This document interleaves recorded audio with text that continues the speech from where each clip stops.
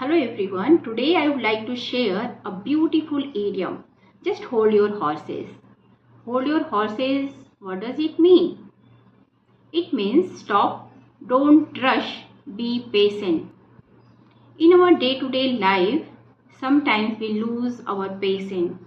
For example, children becomes impatient when they feel hungry.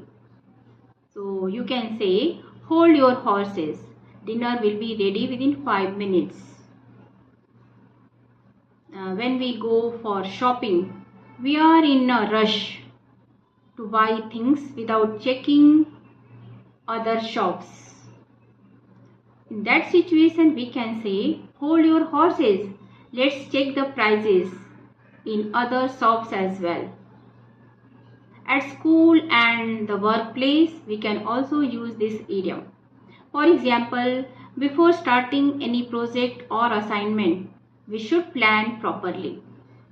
In that situation, we can say, hold your horses, let's plan and then we begin. Even for learning any skill, sometimes we lose our patience and want quick results.